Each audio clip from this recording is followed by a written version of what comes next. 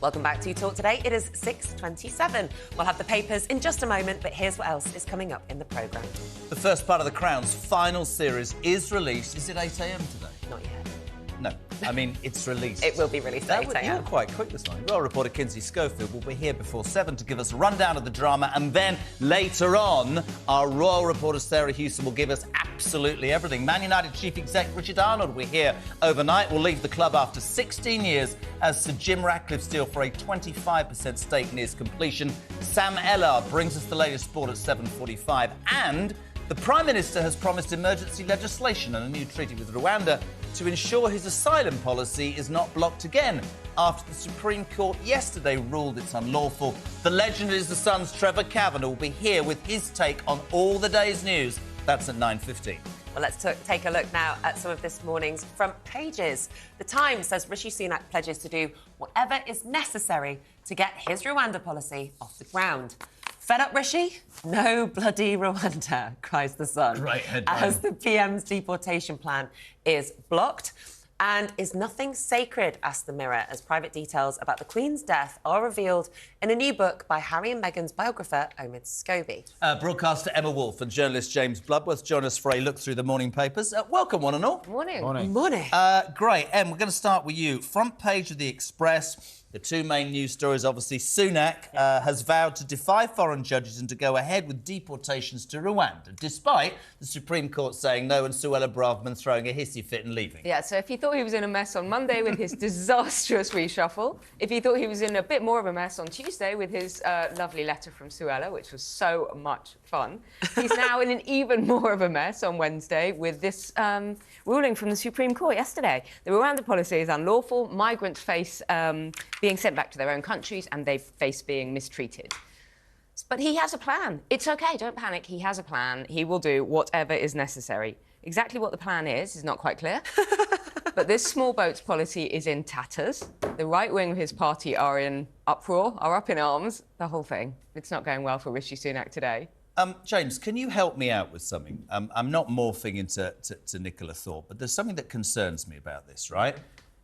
There's 170,000 people, as I said yesterday, waiting to be processed, which says absolutely zilch about this country over many years. Not just this government. This doesn't work, right? So for £140 million in a cost of living crisis, when, 500 might get there, is this one of those situations where Sunak dare not say I'm dropping it because the electorate will go, well, you promised to stop the small boat.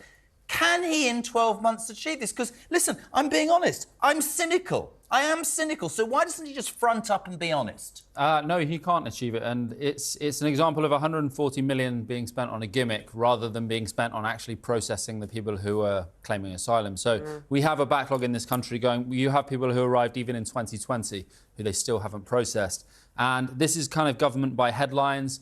The definition of insanity is doing the same thing over and over again and expecting the same result. Sunak saying that he's going to push this through and designate Rwanda a safe country, even though human rights organisations, even though the Supreme Court, even though the court in Strasbourg, Rwanda's a dictatorship where, human rights are routinely abused there. You can't designate it a safe country. Just explain that to me before somebody jumps at me. You're telling me that the Supreme Court says that the human rights in Rwanda are not what the British government is saying. So either somebody's lying or I'm missing the point. Why are you holding on to something, Rishi Sunak, if you know there's no point and it's not going to be achieved? That's my point. The issue with the immigration problem is that it's, Jeremy, as you say, it's costing so much money per person. Every appeal, the amount of accommodation, the amount, just keeping people here and dealing with all these endless appeals. The policy is not working, has not worked. The Rwanda policy was really farcical from the beginning. It was something to come up with, putting people on... you had that plane that was about to take off with about 10 people. I mean, they didn't get on it, but about 10 people on it. It's a bit like the Bibi Stockholm, the barge that had, at most 40 people on it, and then they were taken off. Made a great headline, made a great photograph. None of this. There's no substance. I want the thing sorted, and I won't deviate from that. None of this is working in terms of the money. Just on a quick calculation there, 140 million...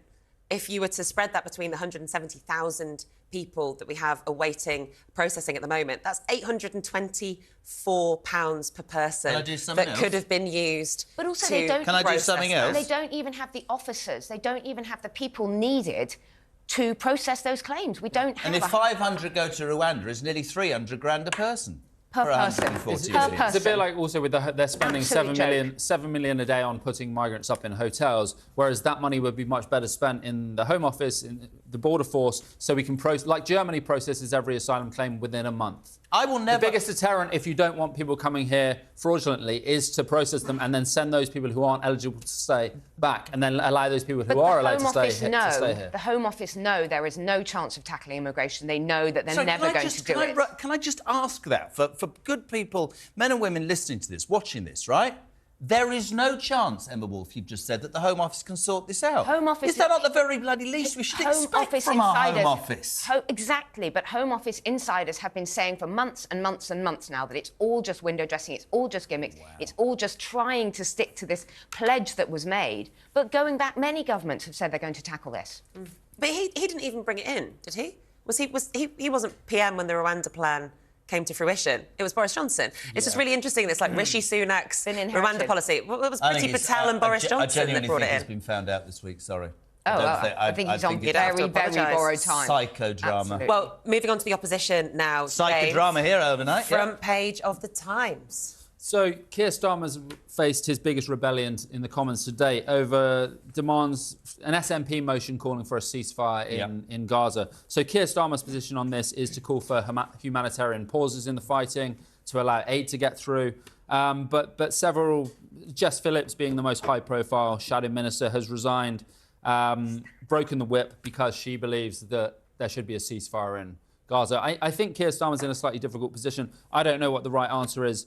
On this, I can see I can see both sides of the argument, but some of these MPs who've broken the whip obviously have to resign. And it depends on the pressure that they're getting from their constituents as well, because that's massively going to impact the way that... Because you have to represent your constituents as an MP. I think you live in a parallel universe, by the way. I'd love to always ask that of the people And that they have have become millions. independents. I mean, I'm being completely serious. Not just using Corbyn as an example. I can use many. You're now sat as an independent. Why is that? Because I disagree with something. What about the people that voted you in? I think Nick's right, but how many MPs do actually listen to their constituents? Well, how many actually go back to their constituency and do proper constituency work, you know?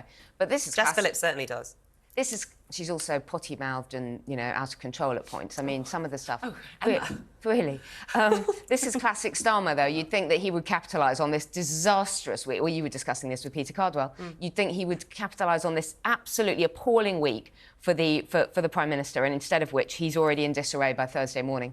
So, you know, he can't... He has not got control of his Labour Party any more than Sunak has control of his party. I have this sort of grudging admiration, grudging is the word that I would use, that actually what he's done and where he's taken the Labour Party from where it was. But is this not a reminder, James Bloodworth, well, both of you actually, that it's almost an impossible position to deal with all the factions, perhaps for both leaders in all political parties nowadays? Yes, I think so. And Starmer's in a slightly difficult position in that his predecessor, Jeremy Corbyn, was someone who called Hamas his friends, called Hezbollah his friends. So there's a process of overcorrection on the part of Keir Starmer where he has to emphasise constantly his friendship with the Jewish community, who were very offended, very put off by what was going on in the Labour Party under the Corbyn leadership, where there was a crisis around anti-Semitism which wasn't being dealt with. So Starmer is in a difficult position. I think, of course, none of us on the left want to see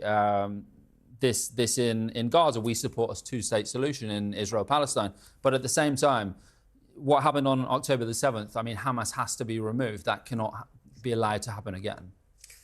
Absolutely. Couldn't agree more. Well, moving on, Emma, to a story from the front page of the Telegraph about contraceptive pills. Yeah, I mean, and the front page of the Times as well. It's across the papers. It's really good news. Contraceptive pills for women are now going to be... Sorry, for people... I don't know if men are allowed to take them as well. Anyway, contraceptive pills for women, as far as I know, are going to be available from... I thought women would say men wouldn't take them. Well, I don't want to offend anybody, well, you know. You've offended every man. There we go. Look, contraception is necessary, it's routine, it's an absolute hassle to go to your GP and have to keep getting repeat prescriptions, that kind of thing. It's not something that women take for fun, they take it because it's necessary. And I think it's excellent news that the pharmacies now are going to be able to prescribe this. We've long kind of undervalued Pharmacies are brilliant. They see probably more people than GPs see. I didn't think... They are very, very experienced and they have a lot of training, and you can now get the contraceptive pill. You'll be able to get the contraceptive pill and great. other basic medication from chemists. So my wife is watching, by the way, Morning Oliver, and she will probably throw something at the telly when I say this. And I want your take, both of you, on this. So contraceptive pills will be available from pharmacies without prescriptions. We've talked about how the NHS is clogged up. We've talked about how pharmacies can play their part. Yeah. What about young girls who haven't talked it through, don't hit me, try and understand where I'm coming from with their parents, can just roll up at a pharmacy and They get can do it? that with their doctor anyway. Of course, they can do that with their doctor. So would there be an... I'm asking, like, say, with cigarettes, would they have You'd to still prove have to go their through a age? form. Would they- yeah. You'd still have to go through a form. That's all the point I'm You'd still have making. to have And your also, blood I would pressure actually checked. prefer that those girls who are being responsible and thinking about their contraceptive health, I would prefer, even at the Will age... there be a consultation, I is think what I'm there'd be a saying, or a consultation form? with It won't be pharmacists. just like giving out Exactly. Smarties, No, just exactly. turn No. up, You right? have to have a consultation. You have to have your blood pressure checked. They have to check your weight sometimes Exactly. to make sure that it's suitable for you, because not everybody, is suitable for particular every pills. pill. And of course, not every pill. I don't know, James, if you've had much experience with the female contraceptive pill, but it can send you... Poor man, did you see his face? Well, no, he might have borne the brunt of it, because when I was on the contraceptive pill, I went absolutely crackers. Yeah, and But if you're on the wrong if you're one, on a it's not different good for you. brand, Exactly. women can Worse spend... than this? I know, believe it or not. Wow. You can spend your entire life trying to find a pill that works for you. And it's really, really important for people to have access, not just to GPs, but to chemists and pharmacists to say, this pill isn't working for me, because they shouldn't have to stick And with I it. think we would, checks, Jeremy, that's I what think I'm we saying. would all prefer that to a 16-year-old having an unwanted pregnancy. Absolutely agree with you. Precisely. Pharmacists, I think, should be doing more anyway. I mean, it's so... The GP service is so clogged up at the moment. It takes, in our area, which is supposedly quite a good area for GPs, it takes 2 to 3 weeks at the moment just to get a telephone appointment. And pharmacists are calling out to do more things like this because they want footfall in their shops. Yeah. They want to do things like prescribe asthma inhalers without you having to phone the GP first. And I think this is a really good thing. As long as they're compensated for it. Yeah, Yes. Gang, and don't do Botox. A friend of the Times, listen, Emma, we've got to talk about this. 8 o'clock this morning, the final series of The Crown drops. Kinsey Schofield and Tick from America, that angle, and later on Sarah Hewson, our royal editor, will give you all the lowdown. Royal biographer Sarah Bedell-Smith sorts... what? Sorts fact from fiction. Well, this is the first of 4 episodes which land today, basically, and we're getting into the really explosive period. We're getting into the late 20th century. We're getting into Diana and Dodi, the car crash event between Charles and Diana. So we're getting into the really, really juicy stuff. And this is when, obviously, people are much more aware of the details. They're much more interested in, was that really true? Did that really happen?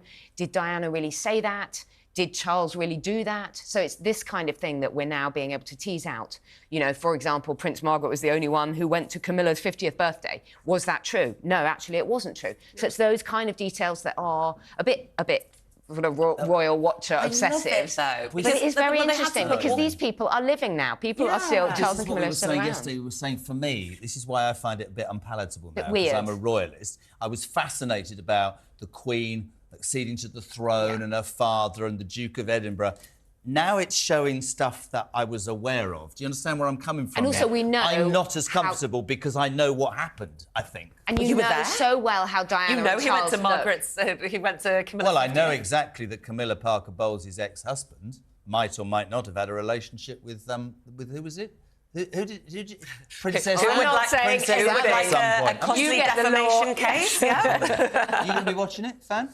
No, because I find it difficult to watch shows like that because it blurs the line between fact and fiction. Yeah. Then I'll watch it and then I'll think that some of these things actually happened, which definitely didn't happen. Fictionalised accounts of it. I find, like, if I was a royalist, I would be quite concerned with that. And if I was a member of the royal family, I'd be quite concerned that people are coming away from these shows with beliefs about things that didn't actually happen. Very interesting. Thank you so much. Emma and James back in just under an hour.